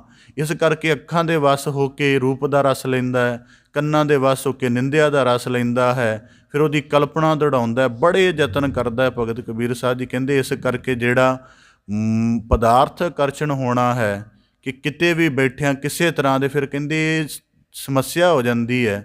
ਫਿਰ ਜਦੋਂ ਕਿਸੇ ਬੰਦੇ ਨੂੰ ਕਿਸੇ ਚੀਜ਼ ਦਾ ਆਕਰਸ਼ਣ ਸਤਾਉਂਦਾ ਹੈ ਨਾ, ਖਾਸ ਕਰਕੇ ਗਿਆਨੀ ਬੰਦੇ ਨੂੰ, ਅਤੇ ਉਹ ਉਹਦੇ ਪ੍ਰਤੀ ਬੜਾ ਚਿੰਤਾਵਾਨ ਹੋ ਜਾਂਦਾ ਹੈ। ਉਹਨੂੰ ਪਤਾ ਹੈ ਅੱਜ ਇਹ ਆਕਰਸ਼ਣ ਮੈਨੂੰ ਸਤਾ ਰਿਹਾ ਜਾਂ ਮੇਰੇ ਅੰਦਰ ਦਖਲ ਹੈ ਇਹਦਾ, ਜੇ ਮੈਨੂੰ ਹੱਲ ਨਾ ਕੀਤਾ, ਆਪਣੇ ਆਪ ਨੂੰ ਇਸ ਚੀਜ਼ ਤੋਂ ਨਿਰਲੇਪ ਨਾ ਕੀਤਾ, ਹੋ ਸਕਦਾ ਜਾਂ ਤਾਂ ਇਹ ਤ੍ਰਿਸ਼ਨਾ ਬਣ ਜਾਏਗਾ ਜਾਂ ਇਹ ਵਾਸਨਾ ਬਣ ਜਾਏਗਾ। ਜੇ ਵਾਸਨਾ ਬਣ ਗਿਆ ਤਾਂ ਮੇਰਾ ਜਿਹੜਾ ਜੀਵਨ ਹੈ ਇਸ ਦਲ ਦੇ ਵਿੱਚ ਭਰਮਦਾ ਰਹੇਗਾ, ਅਤੇ ਮੈਂ ਗਿਆਨ ਦੇ ਸਹਿਤ ਹੁੰਦਿਆਂ ਹੋਇਆਂ ਵੀ ਵਾਸਨਾ ਦੇ ਕਰਕੇ ਮੁੜ ਬੰਧਨ ਦੀ ਫਾਹੀ ਵਿੱਚ ਫਸ ਜਾਵਾਂਗਾ। ਇਸ ਕਰਕੇ ਉਹਦੇ ਅੰਦਰ ਹਰ ਵੇਲੇ ਚਿੰਤਾ ਚੱਲਦੀ ਰਹਿੰਦੀ ਹੈ। ਤਾਂ ਭਗਤ ਸਾਹਿਬਾਨਾਂ ਨੇ ਕਿਹਾ ਨਾ ਕਿ ਲੋਭ ਲਹਿਰ ਅਤ ਨੀਚਰ ਬਾਜੈ, ਕਾਇਆ ਡੂਬੈ ਕੇਸਵਾ, ਕਿ ਇਹ ਅੰਦਰ ਇਹਦੇ ਬੜੀਆਂ ਸੂਖਮ ਪਰਤਾਂ ਨੇ। ਅਤੇ ਕਹਿੰਦੇ ਫਿਰ ਕੀ ਕੀਤਾ ਜਾਵੇ, ਫਿਰ ਅਰਦਾਸ ਹੀ ਹੁੰਦੀ। ਇਸ ਕਰਕੇ ਭਗਤ ਕਬੀਰ ਸਾਹਿਬ ਜੀ ਕਹਿੰਦੇ ਜਦੋਂ ਬੰਦਾ ਅਟਰੈਕਸ਼ਨ ਵਿੱਚ ਹੁੰਦਾ ਧਰਤੀ ਦੇ, ਬੰਦੇ ਕੋਲ ਹਰ ਤਰ੍ਹਾਂ ਦੀ ਹੁੰਦੀ ਹੈ। ਇੱਕ ਜਿਹੜੀ ਇਸ ਗੱਲ ਨੂੰ ਜਿਹੜੇ ਮਨੋਵਿਗਿਆਨ ਵਾਲੇ ਉਹ ਆਖਦੇ ਨੇ ਕਿ ਇੱਕ ਜਿਹੜਾ ਚੇਤਨ ਦਿਮਾਗ ਬੰਦਾ ਹੈ, 1 ਸੈਕਿੰਡ ਦੇ ਘੱਟੋ ਘੱਟ 1 ਸੈਕਿੰਡ ਦੇ ਵਿੱਚ 160 ਕਿਸਮ ਦੇ ਆਕਰਸ਼ਣ ਵਿੱਚ ਹੁੰਦਾ ਹੈ। ਉਹਨੂੰ 160 ਤਰ੍ਹਾਂ ਦੀਆਂ ਚੀਜ਼ਾਂ ਇੱਕੋ ਵਾਰੀ ਖਿੱਚ ਰਹੀਆਂ ਹੁੰਦੀਆਂ ਨੇ, ਜਿਹਦੇ ਵਿੱਚ ਉਹਨੂੰ ਸਿਰਫ ਕਹਿੰਦੇ 10 ਜਾਂ 12 ਦਾ ਗਿਆਨ ਹੁੰਦਾ ਹੈ ਕਿ ਮੈਨੂੰ ਕੀ ਖਿੱਚ ਰਿਹਾ ਹੈ। ਜਿਵੇਂ ਉਦਾਹਰਨ ਦੇ ਤੌਰ 'ਤੇ ਇਹਦਾ ਸਰਲ ਭਾਵ ਕੀ ਹੈ ਕਿ ਕਰਮ ਸਾਡਾ ਹੈ ਕਿ ਅਸੀਂ ਸਤ ਸੰਗਤ 'ਚ ਬੈਠੇ ਹੋਏ ਹਾਂ, ਅਸੀਂ ਸਤ ਸੰਗਤ 'ਚ ਬੈਠ ਕੇ ਗਿਆਨ ਦੀ ਵਿਚਾਰ ਦੇ ਨਾਲ ਆਪਣੇ ਅਧਿਆਤਮਿਕ ਜੀਵਨ ਨੂੰ ਉੱਚਾ ਕਰਨ ਦਾ ਯਤਨ ਕਰ ਰਹੇ ਹਾਂ। ਪਰ ਆਕਰਸ਼ਣ ਦਾ ਮਤਲਬ ਕੀ ਹੈ ਕਿ ਸਾਨੂੰ ਮਗਰ ਦੀ ਕੋਈ ਖਿੱਚ ਹੋਏਗੀ, ਕੋਈ ਕਾਰੋਬਾਰ ਦੀ, ਕੋਈ ਪਰਿਵਾਰ ਦੀ, ਕੋਈ ਧੰਦੇ ਦੀ, ਜਾਂ ਕਿਤੇ ਹੋਰ ਜਗ੍ਹਾ ਬੈਠ ਕੇ ਗੱਪਾਂ ਮਾਰਨ ਦੀ। ਇਹ ਚੀਜ਼, ਇਹਨੂੰ ਚਿੱਤ ਦਾ ਆਕਰਸ਼ਣ ਕਿਹਾ ਜਾਂਦਾ। ਇਹਦੇ ਹੋਰ ਬੜੇ ਪ੍ਰਕਾਰ ਨੇ। ਤਾਂ ਭਗਤ ਕਬੀਰ ਸਾਹਿਬ ਜੀ ਕਹਿੰਦੇ ਜਿੱਦਣ ਤੋਂ ਇਹਨੂੰ ਨਿਰਲੇਪ ਕਰ ਰਹੇ ਹਾਂ ਉਸ ਦਿਨ ਤੋਂ ਵੀ ਬੜੀ ਸਮੱਸਿਆ ਆ ਰਹੀ ਕਿ ਹਟਦਾ ਹੀ ਨਹੀਂ ਹੈ। ਰੋਜ਼ਾਨਾ ਕਈ ਕਈ ਘੰਟੇ ਬੈਠ ਕੇ ਵਿਅਰਥ ਗੱਲਾਂ ਮਾਰਨ ਦਾ ਸੁਭਾਅ ਬਣ ਗਿਆ ਅਤੇ ਅੱਜ ਜਦੋਂ ਉਹਨੂੰ ਹਟਾਉਣਾ ਪੈਂਦਾ ਮੁਸ਼ਕਿਲ ਹੁੰਦੀ। ਇਸ ਕਰਕੇ ਕਹਿੰਦੇ ਹਮ ਹੋ ਜੋ ਬੂਝਾ ਬੂਝਣਾ ਪੂਰੀ ਪਰੀ ਬਲਾਏ ਦਾ ਤੀਜਾ ਨੁਕਤਾ ਇਹ ਹੈ ਕਿ ਜਦੋਂ ਮਨੁੱਖ ਦੇ ਅੰਦਰ ਪਦਾਰਥਕ ਆਕਰਸ਼ਣ ਨਾਲ ਬੰਦਾ ਭਰ ਲੈਂਦਾ ਆਪਣੇ ਆਪ ਨੂੰ, ਪਰ ਜਿੱਦਣ ਖਾਲੀ ਕਰਨਾ ਪੈਂਦਾ, ਉਦਾਹਰਨ ਦੇ ਤੌਰ 'ਤੇ ਜਿੱਦਣ ਥੋੜ੍ਹਾ ਬਿਮਾਰੀ ਦੀ ਸਥਿਤੀ ਬਣਦੀ ਹੈ ਅਤੇ ਲੱਗਦਾ ਹੈ ਕਿ ਮ੍ਰਿਤੂ ਹੋ ਜਾਏਗੀ ਅਤੇ ਬੰਦੇ ਦੇ ਅੰਦਰ ਭੈ ਬਣਨਾ ਸ਼ੁਰੂ ਹੋ ਜਾਂਦਾ ਹੈ। ਉਹ ਸਮਝਦਾ ਹੈ ਕਿ ਮੈਂ ਹੁਣ ਆਹ ਘਰ ਪਰਿਵਾਰ ਨੂੰ, ਆਹ ਮਹਿਲ ਅੰਬਾੜੀਆਂ ਨੂੰ ਛੱਡ ਕੇ, ਆਹ ਧਨ ਨੂੰ ਛੱਡ ਕੇ ਜਾਵਾਂਗਾ। ਅਤੇ ਕਿਉਂਕਿ ਬੜੇ ਲੰਬੇ ਆਕਰਸ਼ਣ ਦੇ ਵਿੱਚੋਂ ਉਹ ਲੰਘਿਆ ਹੁੰਦਾ ਹੈ। ਇਸ ਕਰਕੇ ਤੀਜਾ ਨੁਕਤਾ ਭਗਤ ਕਬੀਰ ਸਾਹਿਬ ਜੀ ਕਹਿੰਦੇ ਜਿਸ ਦਿਨ ਤੋਂ ਆਪਣੇ ਚਿੱਤ ਨੂੰ, ਆਪਣੀ ਯਾਦਾਸ਼ਤ ਨੂੰ ਨਿਰਲੇਪ ਕਰ ਰਹੇ ਹਾਂ ਇਸ ਸੰਸਾਰ ਦੇ ਸਾਰੇ ਆਕਰਸ਼ਣ ਤੋਂ, ਕਹਿੰਦੇ ਉਸ ਦਿਨ ਤੋਂ ਵੀ ਬੜੀ ਸਮੱਸਿਆ ਆ ਰਹੀ ਹੈ। ਇਹ ਤੀਜਾ ਨੁਕਤਾ। ਚੌਥਾ ਹੈ ਆਤਮਾ ਦਾ ਸੂਖਮ ਅਨੁਭਵ। ਇਹਦੇ ਵਿੱਚ ਇਹ ਗੱਲ ਸਮਝਣ ਵਾਲੀ ਹੈ ਕਿ ਅਸੀਂ ਜੇ ਆਪਣਾ ਆਤਮਿਕ ਜੀਵਨ ਜਿਉਂਦੇ ਹੋਵਾਂਗੇ ਤਾਂ ਸਾਨੂੰ ਤਾਂ ਇਹਦੀ ਠੀਕ ਸਮਝ ਪਏਗੀ ਅਤੇ ਨਹੀਂ ਪਏਗੀ। ਇਸ ਕਰਕੇ ਨਾ ਇਹਦੇ ਲਈ ਸਭ ਤੋਂ ਪਹਿਲੀ ਲਾਈਨ ਇਹ ਹੈ, ਨਾ ਅਸੀਂ ਮਨ ਹਾਂ, ਨਾ ਅਸੀਂ ਸਰੀਰ ਹਾਂ ਅਤੇ ਨਾ ਅਸੀਂ ਬੁੱਧੀ ਹਾਂ। ਅਸਲ 'ਚ ਸਾਡਾ ਜੀਵਨ ਕਿਵੇਂ ਹੈ ਕਿ ਜਿਹੜਾ ਸਭ ਤੋਂ ਪਹਿਲਾਂ ਸਾਡਾ ਸਰੀਰ ਹੈ ਉਹ ਹੈ ਰੱਥ ਵਾਂਗ, ਜਿਹੜੀਆਂ ਸਾਡੀਆਂ ਇੰਦਰੀਆਂ ਹਨ ਉਹ ਹਨ ਉਹਦੇ ਉੱਪਰ ਜੋਏ ਹੋਏ ਘੋੜਿਆਂ ਵਾਂਗ, ਅਤੇ ਜਿਹੜੀ ਉਹਨੂੰ ਪਾਈਆਂ ਹੋਈਆਂ ਲਗਾਮਾਂ ਉਹ ਹੈ ਸਾਡਾ ਮਨ, ਅਤੇ ਮਨ ਨੂੰ ਖਿੱਚਣ ਵਾਲੀ ਹੈ ਸਾਡੀ ਬੁੱਧੀ ਜਿਹੜੀ ਕਈ ਵਾਰੀ ਉਹਦੇ ਪ੍ਰਭਾਵ ਅਧੀਨ ਹੋ ਜਾਂਦੀ ਹੈ। ਅਤੇ ਇਸ ਸਾਰੇ ਰੱਥ ਦਾ ਅਸਲ ਮਾਲਕ ਹੈ ਆਤਮ। ਅਤੇ ਜਦੋਂ ਬੰਦਾ ਆਤਮ ਨੂੰ ਭੁੱਲ ਜਾਂਦਾ ਹੈ, ਇਸ ਕਰਕੇ ਅਲਗ ਜਾਲੀ ਸਾਹਿਬ ਨੇ ਕਿਹਾ ਕਿ ਇੱਕ ਘੋੜੇ ਦਾ ਅੰਨਾ ਹੋਣਾ ਓਨਾ ਖਤਰਨਾਕ ਨਹੀਂ ਹੈ ਜਿੰਨਾ ਇੱਕ ਸਵਾਰ ਦਾ ਅੰਨੇ ਹੋਣਾ ਖਤਰਨਾਕ ਹੈ। ਕਿਉਂਕਿ ਘੋੜੇ ਦੀ ਲਗਾਮ ਅੰਨਾ ਵੀ ਹੋਏਗਾ, ਉਹਨੂੰ ਮੋੜਨ ਮਾੜਨ ਦੇ ਸਾਰੇ ਢੰਗ ਨੇ। ਜੇ ਉਹਦਾ ਘੋੜ ਸਵਾਰ ਹੀ ਅੰਨਾ ਹੋਇਆ ਅਤੇ ਘੋੜੇ ਦੇ ਸੁਜਾਖੇ ਹੋਣ ਦਾ ਵੀ ਕੋਈ ਠੀਕ ਫਰਕ ਨਹੀਂ ਰਹੇਗਾ। ਜੇ ਮਨ ਹੀ ਜਾਂ ਬੁੱਧ ਹੀ ਅੰਨੀ ਹੋਈ ਤਾਂ ਇਹ ਆਤਮ ਜੀਵਨ ਨੂੰ ਨਹੀਂ ਪਛਾਣੇਗੀ। ਇੰਦਰੇ ਕਿਸੇ ਤਰਫ ਭੱਜੇ ਫਿਰਨਗੇ, ਮਨ ਕਿਸੇ ਤਰਫ। ਇਸ ਕਰਕੇ ਆਤਮਾ ਦਾ ਸੂਖਮ ਅਨੁਭਵ ਕਿਉਂ ਜ਼ਰੂਰੀ ਹੈ ਅੱਜ ਦੇ ਸਮੇਂ 'ਚ। ਮਨੁੱਖ ਦੇ ਅੰਦਰ ਬੜੇ ਡਰ ਪੈਦਾ ਹੁੰਦੇ ਨੇ ਪਾਪ ਕਰਕੇ, ਅਵਗੁਣ ਕਰਕੇ। ਤਾਂ ਫਿਰ ਮਨੁੱਖ ਜਦੋਂ ਆਪਣੇ ਆਤਮ ਸਰੂਪ ਨੂੰ ਪਹਿਚਾਣਦਾ, ਉਹਨੂੰ ਪਤਾ ਲੱਗਦਾ ਕਿ ਮੈਂ ਤਾਂ ਬੜੀ ਪਵਿੱਤਰਤਾ ਦੇ ਨਾਲ, ਬੜੀ ਨਿਰਲੇਪਤਾ ਦੇ ਨਾਲ ਪੈਦਾ ਹੋਇਆ ਹਾਂ ਅਤੇ ਉਹ ਮੇਰਾ ਆਤਮ ਜੀਵਨ ਸੀ। ਇਸ ਕਰਕੇ ਜਿਹੜੇ ਬੱਚਿਆਂ ਦੀ ਆਰੰਭ ਵਾਲੀ ਪਰਵਰਿਸ਼ ਹੈ ਨਾ, ਉਹ ਕਿਸੇ ਅਧਿਆਤਮਿਕ ਪੁਰਖ ਕੋਲੋਂ ਹੀ ਕਰਵਾਉਣੀ ਚਾਹੀਦੀ ਹੈ, ਠੀਕ ਮਾਂ ਕੋਲੋਂ ਵੀ ਨਹੀਂ ਕਰਵਾਉਣੀ ਚਾਹੀਦੀ।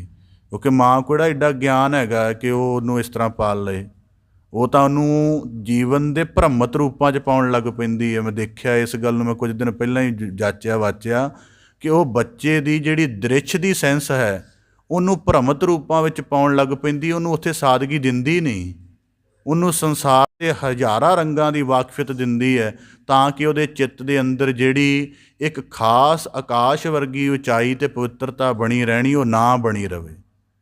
ਇਸ ਕਰਕੇ ਜਦੋਂ ਗੁਰਬਾਣੀ 'ਚ ਵਾਕ ਹੁੰਦਾ ਨਾ, ਮਾਤਾ ਝੂਠੀ ਪਿਤਾ ਪੀ ਝੂਠੇ, ਮੈਨੂੰ ਕਿਸੇ ਨੇ ਸੁਭਾਵਿਕ ਪੁੱਛਿਆ ਸੀ ਕਿ ਇਹ ਜੀ ਉਂਝ ਤਾਂ ਚੰਗੀ ਹੈ, ਪਰ ਭਗਤ ਕਬੀਰ ਸਾਹਿਬ ਜੀ ਨੇ ਇਹ ਕਿਉਂ ਕਿਹਾ?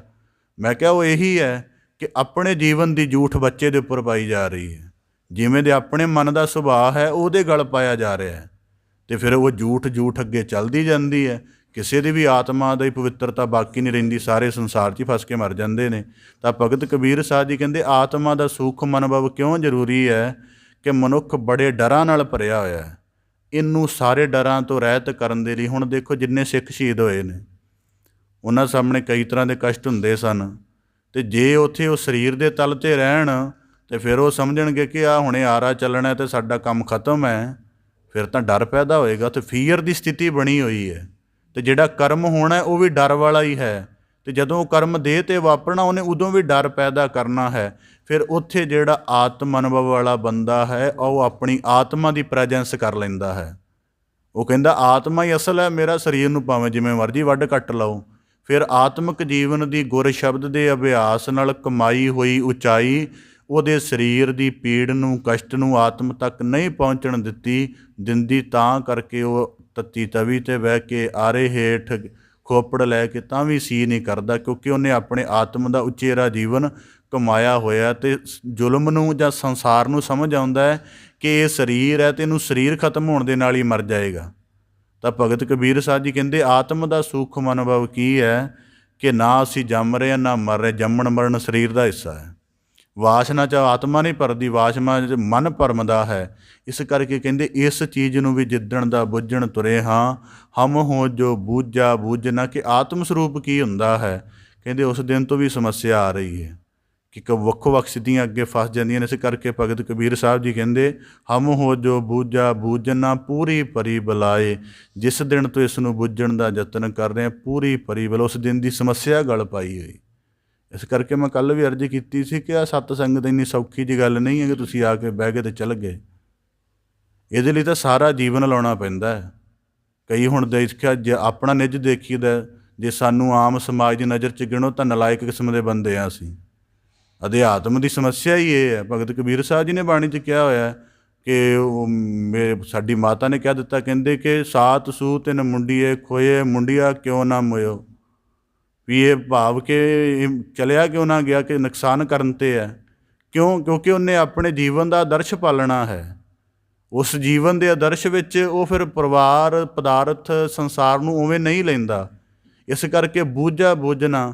ਇਸ ਕਰਕੇ ਭਗਤ ਕਬੀਰ ਸਾਹਿਬ ਜੀ ਕਹਿੰਦੇ ਇਹਦੇ ਤਾਂ ਬੜੇ ਨੁਕਤੇ ਨੇ। ਜੇ ਬੂਝਾ ਬੂਝਣਾ 'ਤੇ ਠੀਕ ਢੰਗ ਨਾਲ ਬੋਲਣਾ ਹੋਵੇ ਤਾਂ ਕਈ ਮਹੀਨੇ ਬੋਲਿਆ ਜਾ ਸਕਦਾ ਹੈ। ਕਿ ਬੂਝਾ ਬੂਝਣਾ ਕੀ ਹੁੰਦਾ, ਵਿੱਚ ਫਿਰ ਹਰੇਕ ਪੱਖ ਸਾਹਮਣੇ ਰੱਖ ਕੇ ਕਿ ਸਰਾਂ ਦਾ ਕੀ ਅਰਥ ਹੁੰਦਾ ਹੈ, ਗੁਰਦੁਆਰ ਦਾ ਕੀ ਅਰਥ ਹੁੰਦਾ ਹੈ, ਸਭ ਚੀਜ਼ਾਂ ਦੇ ਇੱਕ ਗਹਿਰੇ ਅਰਥ ਅਤੇ ਜਿਨ੍ਹਾਂ ਵਿੱਚ ਅਨੁਭਵ ਹੋਵੇ, ਜਦੋਂ ਬੁੱਝਣ ਦੀ ਪ੍ਰਕਿਰਿਆ ਆਏਗੀ। ਇਸ ਕਰਕੇ ਭਗਤ ਕਬੀਰ ਸਾਹਿਬ ਜੀ ਕਹਿੰਦੇ ਪੂਰੀ ਪਰੀ ਬੁਲਾਏ। ਅਤੇ ਜਿੱਦਣ ਤੋਂ ਇਹ ਬੁੱਝਣ ਲੱਗ ਪਏ, ਕਹਿੰਦੇ ਪੂਰੀ ਪਰੀ ਬੁਲਾਏ। ਮੈਂ 4 ਨੁਕਤਿਆਂ ਸਹਿਤ ਆਪ ਦੇ ਸਨਮੁਖ, ਕਿਉਂਕਿ ਇਹ ਜ਼ਿਆਦਾ ਜ਼ਰੂਰੀ ਨੇ। ਇਹਨਾਂ ਨੂੰ ਜੇ ਬੁੱਝਣਾ ਆ ਜਾਏ ਤਾਂ ਜੀਵਨ ਥੋੜ੍ਹਾ ਅੰਤਰੀਵ ਦੇ ਤਲ 'ਤੇ ਆਨੰਦਿਤ ਹੋ ਸਕਦਾ। ਇਸ ਕਰਕੇ ਆਪਣੀ ਹਉਮੈ ਦੀ ਦੀਰਘਤਾ ਦੀ ਪਛਾਣ ਕਰੀਏ ਕਿ ਇਹ ਕਿੱਥੇ ਕਿੱਥੇ ਫਸੀ ਹੋਈ ਹੈ। ਉਸ ਤੋਂ ਇਲਾਵਾ ਜਦੋਂ ਹਉਮੈ ਦੇ ਵਿੱਚ ਬੜਾ ਕੁਝ ਹੈ, ਦਵੈਤ ਉਹਦੇ ਵਿੱਚ ਹੀ ਆਉਂਦਾ, ਵਾਸਾ ਤ੍ਰਿਸ਼ਨਾ ਉਹਦੇ ਵਿੱਚ ਹੀ ਆਉਂਦੀਆਂ ਨੇ।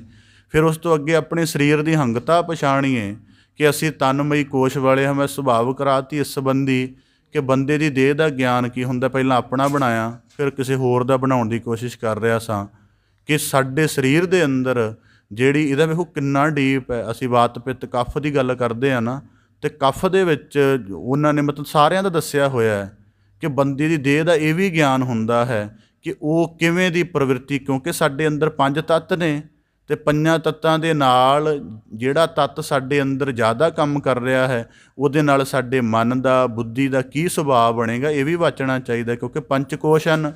ਇਸ ਪ੍ਰਕਾਰ ਤਨਮਈ ਕੋਸ਼, ਅੰਨਮਈ ਕੋਸ਼, ਅਤੇ ਸਾਡਾ ਤਨਮਈ ਕੋਸ਼ ਕਿਹੋ ਜਿਹਾ, ਇਹ ਵੀ ਗਿਆਨ ਹੋਣਾ ਚਾਹੀਦਾ। ਜੇ ਇਹਨੂੰ ਬੁੱਝਾਂਗੇ ਤਾਂ ਪਤਾ ਲੱਗੇਗਾ ਕਿ ਸਾਡਾ ਮਨ ਭਗਤੀ 'ਚ ਕਿਵੇਂ ਇਕਸੁਰ ਹੋਣਾ ਹੈ। ਨਹੀਂ ਤਾਂ ਬੰਦੇ ਕੀਰਤਨ ਸੁਣਦੇ ਵੀ ਪਾਸੇ ਮਾਰੀ ਜਾਂਦੇ ਨੇ, ਉਹ ਕਿਉਂਕਿ ਉਹ ਬਹੁਤ ਤਨ ਦੇ ਬੜੇ ਲੋਅਰ ਰੈਲਮ 'ਚ ਜਿਉਂ ਰਹੇ ਹੁੰਦੇ ਨੇ। ਇਸ ਕਰਕੇ ਭਗਤ ਕਬੀਰ ਸਾਹਿਬ ਜੀ ਕਹਿੰਦੇ ਜਿਸ ਦਿਨ ਤੋਂ ਹਉਮੈ ਦੀ ਦੀਰਘਤਾ, ਸਰੀਰ ਦੀ ਹੰਗਤਾ, ਪਦਾਰਥਕ ਆਕਰਸ਼ਣ ਅਤੇ ਅੱਗੇ ਜਾ ਕੇ ਆਤਮ ਦਾ ਸੂਖਮ ਅਨੁਭਵ, ਕਹਿੰਦੇ ਜਿਸ ਦਿਨ ਤੋਂ ਇਹਨੂੰ ਸਮਝਣ ਦਾ ਯਤਨ ਕੀਤਾ। ਬਾਬਾ ਫਰੀਦ ਸਾਹਿਬ ਜੀ ਆਖਦੇ ਹਨ ਕਿ ਕਿੰਨੇ ਵਾਕ ਉਹਨਾਂ ਦੀ ਬਾਣੀ ਦੇ ਵਿੱਚ ਕਿ ਇਹ ਨਦੋਸਾ ਮਾਰੀਐ ਹਮ ਦੋਸਾਂ ਦਾ ਕਿਆ ਹਾਲ। ਉਹ ਬੜੇ ਵਾਕ ਨੇ, ਮੈਨੂੰ ਕਈ ਵਾਰੀ ਯਾਦ ਨਹੀਂ ਆਉਂਦੇ, ਪਰ ਬਹੁਤ ਜ਼ਿਆਦਾ ਵਾਕ ਨੇ। ਭਗਤ ਨਾਮਦੇਵ ਜੀ ਦੇ ਸ਼ਬਦ ਨੇ ਕਿ ਅਸੀਂ ਜਿੱਦਣ ਦਾ ਬੁੱਝਣ ਲੱਗੇ ਉਹ ਵੀ ਸਮੱਸਿਆ ਆਈ ਹੈ। ਕਿਵੇਂ? ਕਹਿੰਦੇ ਭਰਮ ਭਰਮ ਆਏ ਤੁਮ ਚੇ ਦੁਆਰਾ, ਕਿ ਕਹਿੰਦੇ ਆਪਣੇ ਗੁਰੂ ਸਾਹਿਬ ਕੋਲ ਆਏ ਕਿ ਹੁਣ ਮੈਨੂੰ ਦੱਸ, ਮਾਇਆ ਸੱਚ ਹੈ ਕਿ ਰੱਬ ਸੱਚ ਹੈ, ਮੇਰੀ ਦੇਹ ਸੱਚ ਹੈ ਕਿ ਮਨ ਸੱਚ ਹੈ, ਅਸਲ ਸੱਚ ਕੀ ਹੈ? ਤਾਂ ਉਹ ਕਹਿੰਦੇ ਤੂੰ ਕੁਨ ਰੇ ਮੈਂ ਜੀ ਨਾਮਾ। ਕਹਿੰਦੇ ਆਇਆ ਕਾਹਦੇ ਕਰਕੇ? ਕਹਿੰਦੇ ਹੋ ਜੀ ਆਲਾ ਤੇ ਨਿਵਾਰਣਾ ਜਮ ਕਾਰਣਾ। ਇਸ ਕਰਕੇ ਇਹਨਾਂ ਚੀਜ਼ਾਂ ਦੇ ਗਹਿਰੇ ਅਨੁਭਵ ਸਾਨੂੰ ਬਾਣੀ 'ਚੋਂ ਪਛਾਣਨੇ ਚਾਹੀਦੇ ਨੇ ਅਤੇ ਇਹਨਾਂ ਦੀ ਹੋਰ ਵੀ ਚਰਚਾ ਕਰਨੀ ਚਾਹੀਦੀ ਹੈ। ਸਮੱਸਿਆ ਸਾਡੀ ਕੀ ਹੈ? ਕਥਾਵਾਚਕ ਸਟੇਜ ਤੱਕ ਸੀਮਤ ਹੈ, ਸੰਗਤ 45 ਮਿੰਟ ਤੱਕ ਸੀਮਤ ਹੈ, ਗੱਲ ਉੱਥੇ ਦੀ ਉੱਥੇ ਹੀ। ਇਸ ਕਰਕੇ ਹੁਣ ਉਦਾਹਰਨ ਦੇ ਤੌਰ 'ਤੇ ਮਾਤਾ ਇੱਕ ਬੱਚੇ ਦੀ ਪਰਵਰਿਸ਼ ਕਰਦੀ ਹੈ, ਅਤੇ ਜੋ ਇਕੱਲਾ ਕਹੇ ਮੈਂ ਦੁੱਧ ਪਿਆ ਤਾ ਅਤੇ ਗੱਲ ਮੁੱਕੀ, ਇੰਨੀ ਤਾਂ ਗੱਲ ਹੈ ਨਹੀਂ। ਉਹਦੀਆਂ ਸਾਰੀਆਂ ਕਿਰਿਆਵਾਂ ਮਾਂ ਨਾਲ ਜੁੜਦੀਆਂ ਨੇ ਤਾਂ ਉਹਦੀ ਪਰਵਰਿਸ਼ ਹੁੰਦੀ ਹੈ। ਅਤੇ ਜਿਹੜਾ ਸਤਸੰਗੀ ਹੈ, ਗਿਆਨ ਦੇ ਸਾਰੇ ਰੂਪਾਂ ਨਾਲ, ਸਾਧਨਾ ਦੇ ਸਾਰੇ ਰੂਪਾਂ ਨਾਲ ਆਪਣੇ ਆਪ ਨੂੰ ਜੋੜੇਗਾ ਤਾਂ ਉਹਦਾ ਠੀਕ ਅਧਿਆਤਮਕ ਬਣੇਗਾ। ਇਸ ਪ੍ਰਕਾਰ 2 ਦਿਨਾਂ ਦੇ ਵਿੱਚ ਜਿਤਨੀ ਕੁ ਸਮਰੱਥਾ ਗੁਰੂ ਸਾਹਿਬ ਜੀ ਨੇ ਬਖਸ਼ਿਸ਼ ਕੀਤੀ, ਆਪ ਦੇ ਸਨਮੁਖ ਅਰਜ਼ ਕਰਨ ਦਾ ਯਤਨ ਕੀਤਾ। ਜਿਨਹੂ ਕਿਛੂ ਜਾਣਿਆ ਨੇ, ਜਿਨ੍ਹਾਂ ਨੇ ਕੁਝ ਨਹੀਂ ਜਾਣਿਆ ਬੜੇ ਆਰਾਮ ਦੇ ਨਾਲ ਹਨ। ਜਿਨ੍ਹਾਂ ਨੇ ਜਾਣ ਲਿਆ, ਭਗਤ ਕਬੀਰ ਸਾਹਿਬ ਜੀ ਕਹਿੰਦੇ ਫਿਰ ਪੂਰੀ ਭਰੀ ਬੁਲਾਏ। ਫਿਰ ਪੂਰਾ ਜੀਵਨ ਫਿਰ ਬਹੁਤ ਛੋਟਾ ਲੱਗਦਾ ਹੈ ਉਸ ਮਸਲੇ ਦੇ ਵਿੱਚ। ਇਸ ਕਰਕੇ ਭਗਤ ਕਬੀਰ ਸਾਹਿਬ ਜੀ ਕਿਰਪਾ ਕਰਨ ਗਿਆਨ ਦੀ ਗਹਿਰੀ ਵਿਚਾਰ, ਸ਼ਬਦ ਦਾ ਬੜਾ ਡੂੰਘਾ ਤੇ ਵਿਸ਼ਾਲ ਅਭਿਆਸ, ਗੁਰੂ ਚਰਨਾਂ ਦੀ ਪ੍ਰਪੱਕ ਪ੍ਰੀਤ ਸਾਡੇ ਸਾਰਿਆਂ ਦੇ ਜੀਵਨ ਦਾ ਕਰਮ ਬਣ ਜਾਏ ਜੀ। ਸਾਡਾ ਸਾਰਿਆਂ ਦਾ ਇੱਥੇ ਆਇਆ ਸਫਲ ਹੋਵੇ। ਆਪਦੇ ਸਨਮੁਖ ਸ਼ਬਦ ਵਿਚਾਰ ਦੀ ਸਾਂਝ ਪਾਉਂਦਿਆਂ ਹੋਈਆਂ ਬੇਅੰਤ ਭੁੱਲਾਂ ਦੀ ਖਿਮਾ ਜਾਚਨਾ ਜੀ। ਬੜੇ ਅਦਬ ਸਹਿਤ ਗੱਜ ਕੇ ਫਤਿਹ ਅਰਜ ਕਰੋ ਜੀ। ਵਾਹਿਗੁਰੂ ਜੀ ਕਾ ਖਾਲਸਾ, ਵਾਹਿਗੁਰੂ ਜੀ ਕੀ